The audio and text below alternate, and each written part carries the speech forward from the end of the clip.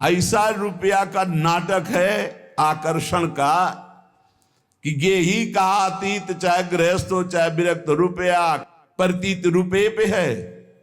ये भाटगिरी शुरू हो जाती है। वो पति पत्नी आए और जयमाला पहना रहे हैं, बस हे भगवत ऋषि जी, तो क्या बुरा है किसी का सम्मान करना? अरे वैसे ही अभिमान में नष्ट हो रहा है, तुम और पेट्रोल डाल रहे हो आग में, तो क्या होगा? वो संत जन धनियों का मान क्यों नहीं करते? क्योंकि उनको ये लगना चाहिए कि जीवन में जो मैंने कमाया वो किसी काम का नहीं है, जो राम का नहीं वो किसी काम का नहीं, ये समझ में आना चाहिए। अगर भगवान के दासों को भी ऐसे अभिमानियों का सम्मान करना पड़े तो दासत्व में क्या महत्व रह गया? भूत भविष्य लोक 14 में भय होए हरि प्यारे, 300 व्यवहार हमारो अभिमान इनते न्यारे। नहीं तो भाटगिरी करनी पड़ेगी, साधुता नहीं, भाटगिरी। देख लो, सैकड़ों ऐसे उदाहरण पड़े, देख लो। भाटगिरी करनी पड़ेगी, उनके पीछे पीछे चलना पड़ेगा। हरि के पीछे चलने वाला जब रुपए की प्रतीति हो जाती है तो धनियों के पीछे चलना पड़ता है, उनके पीछे चलना नहीं। धनी तुम्हारे पीछे चले तो उसका कल्याण हो जाएगा, तुम धनी के पीछे चलोगे तो तुम्हारा और उसका दोनों का नाश हो जाएगा। ये जिनको धन पर विश्वास हो, चाहे गृहस्थ हो चाहे विरक्त, सब के सब भवसागर में लेके डूबते हैं समाज सहित, बहुत होश में। तभी दूसरों का कल्याण किया जा सकता है जब अपने हृदय में कंचन, कामनी और कीर्ति, तीनों से कोई संबंध न हो।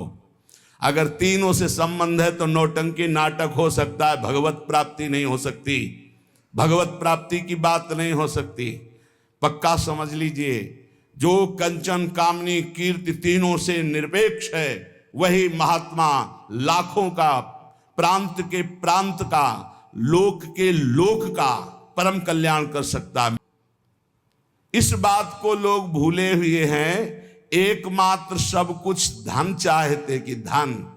अरे श्यामा कुंज बिहारी ना मिले तो चाहे जितना कंचन इकट्ठा कर लो, चाहे जितना कामिनी का संग कर लो, ये भौतिक भोग रात दिन भोगते रहो तो भी तुम्हें कभी शांति और विश्राम मिलने वाली नहीं। भक्ति ये है कि हम सबके सेवक हैं, सारा चराचर जगत हमारा स्वामी है। हे भगवान, ये महामोह की ऐसी भीषण मदिरा रुपये की पी लिए हैं कि इनको कुछ समझ में ही नहीं आता है। बड़ा आश्चर्य होता है। नृत्य केवल अपने इष्ट के लिए है, रुपया के लिए नृत्य नहीं है। इसीलिए कह रहे चाहे गेही हो चाहे अतीत अर्थात बैरागी, सब रुपया के पीछे घूम रहे, परमेश्वर की प्रतीति नहीं। कैसे कल्याण होगा, कैसे मंगल होगा? ये जो पाप का पैसा है ये बुद्धि भ्रष्ट कर देता है।